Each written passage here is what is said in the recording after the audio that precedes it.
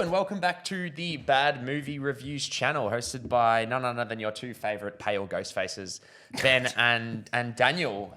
Pleasure as always. If you didn't pick up by the intro, we'll be reviewing, I guess, a highly anticipated film for a lot of people because it's actually a very beloved franchise. But Scream 6, which is the latest iteration, as I said, of the Scream films, where we find basically Samantha Carpenter and Jenna Ortega's character, Tara, basically fleeing Michigan, I believe it was, from Scream 5 to New York, basically. And then obviously we find themselves with another situation where you've got a Ghostface hunting them. So, yeah, unlucky. Yeah. But, what were your overall thoughts on the film? I know we probably chatted about it previously. We probably a little bit in the car on the way home from the right. More so like the previous films. I know, as I said, like it's a beloved franchise for a lot of people in terms of like the slasher film. It kind of reinvented slasher. It went dying in the 90s, and then I think this came out and Scream 1 came out in 96 or something like that. And kind of reinvented the slasher film. So it's probably the only one of its kind really coming out at the moment. Like there's not really many, but what were your overall thoughts on the film? Look, I'll be 100% honest, and what I'm about to say is definitely going to affect. Well, I don't want you to lie. Yeah, well, it's just going to affect my review per se. I came in expecting this to absolutely suck because you know why? I didn't really enjoy the other one. I like what it tried to do, but it wasn't a good film for me. Scream 5. Yeah, Scream 5 sucked for me. You know, 1, 2 were pretty good. Third had its moments. It wasn't really good until this one. In fact, I enjoyed this film significantly a lot more than I thought I would. All the characters were awesome. It was great to actually have some good horror elements instead of being just like a genuine piss take, which feels like the last bunch of films have, which I guess is the style of like actually what it does try to do. It does try to be not a piss take of itself, but like of the whole stab movie franchise. But yeah, this was good. This had a lot of elements of actual horror. It had some fantastic, I thought, acting, which I definitely couldn't have said about its predecessor.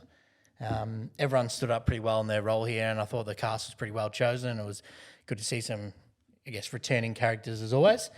Legacy Characters. Look, I don't know where to start with this. Some of the scenes were absolutely unreal. The cinematography was great. The audio design was actually a lot better than I was expecting. A lot of movies like to do let's use the audio to make like a build up to an obvious jump scare. And in the previous film, it did that to make like a funny ha-ha, and then it was like, boom, jump scare. With this one, actually, like, sometimes it just really surprised you, which I thought was great. It really gave a lot of extra props to this film. Jenna Ortega and it was the lady Alyssa again. Barrera. Yeah, I was definitely going to say that wrong. I thought they were pretty well in their acting for this role, and there was a lot of character development too, which I wasn't sure there was heaps of room for that based on the previous film again. Because I do have this kind of like subjective idea of the previous one. But this was good. Yeah, lots of good character development there. As always in horror movies and I guess slasher kind of films, there's a lot of dumb decisions that people make, which I feel like sometimes are common sense. But look, humans aren't always full of common sense.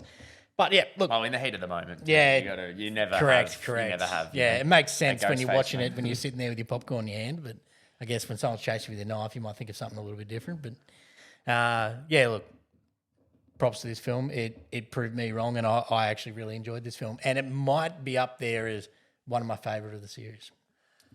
Yeah, no, like currently I probably put it as my second favourite. Yeah. Behind the first. Obviously the first is a classic really, but no, I had a really good time with this. It's I agree wholeheartedly about a lot of things you say. In terms of the director, I looked up, you've got Tyler Gillett and Matt Bettinelli open directing it, which actually directed Ready or Not in 2019, which surprised me. I really enjoyed that film. But a lot of elements from that came into this as well. I can definitely see it's definitely the best, like the most well directed of the series. I agree. Certain shots are really nice and they really play it really integrates well with the audio in the film as well. They utilize a lot of horror films fail. It's not so much a horror film, but a lot of slasher horror films fail to utilize sound and don't realize how important sound can be. The score was fine; it was whatever, but like Yeah. they really utilized silence at the right times and even just the silence in the certain scenes and things like that, and even obviously with the setting of New York City, they really played heavily into the sound. Like I've been there. It's sirens constantly. It's bustling, loud. They really utilized that perfectly. What surprised me though, like the screen, everyone in terms of the actors were like Jenna Ortega was fantastic. She always is. I mean, yep. self-proclaimed scream queen. She loves to do a horror, and I think she put that on her face. But everyone was fine. Where the film kind of was a bit iffy, and I know it's kind of in its Scream DNA, Yeah. or Stab DNA, whatever you want to, obviously, is the writing. Some of the writing, like some of the dialogue at times is really, really iffy, which surprises me because the writers wrote the screenplay for Zodiac, which is arguably one of the best like mystery films of the last 20 years, by David Fincher, and he wrote all the Amazing Spider-Man films, which are fine. But yeah, some of the dialogue, like we were in a packed out cinema, and like there were people like laughing at certain dialogue choices. Like it was really a bit, not so much cringy, but like, oh, that's a bit odd. But no, everyone here was really good, and there were certain scenes that really utilized this New York setting well, but also at the same time, I don't think it utilized it as much as I would hope. There's certain sequences, you've probably seen it in the trailer. There's a certain train sequence which is really actually like gave me heightened anxiety. Like it was actually kind of a really stressful scene, which is something I haven't really seen too much with these kind of films. I don't get sort of too stressed for this, but look, it's kind of what you expect a little bit. It obviously is a bit of a parody on slashers, but I recommend it. I think it's definitely the best of the last few. They'll probably make more. They always seem to, but other than that, I really got to say it delivered in the slasher side of things. Like there are some brutal kills. It's probably the most brutal Scream film I agree. ever, completely, really. yeah. And I think it's the longest. It didn't feel sort of over long, but it was, I think, a 2-hour odd movie. But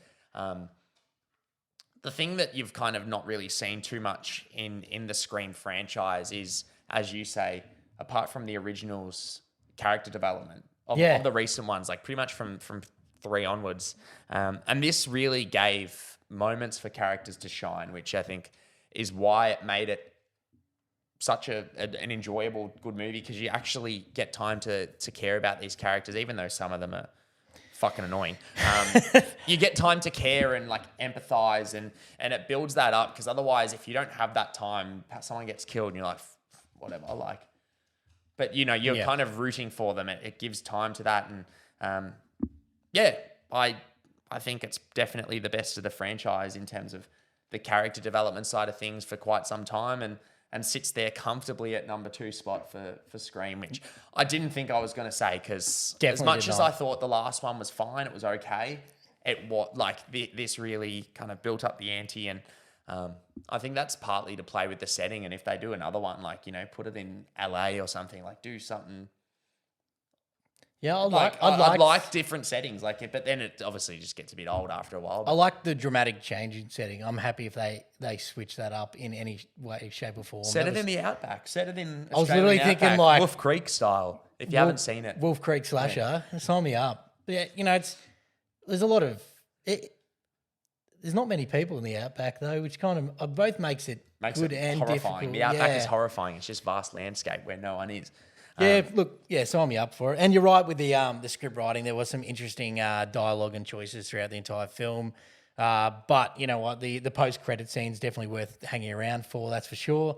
Some good Well, if you didn't know, massive spoilers, post-credit scene is in the film. Post-credit scene is in the film, worth staying around for. It's extremely vital. Other than that, everyone was good in the film, except for maybe one performance, which I won't touch on too much, which really annoyed me. But no, really good film. If you have seen it, comment below, let us know what you think. Other than that, we'll be back with a review of 65, which is the Adam Driver Turok style sci-fi movie at some point later this week. But yeah, comment below. Let us know what you thought of Scream. Let us know what your favorite one is even. And we'll catch you next time. Awesome. Thanks, guys.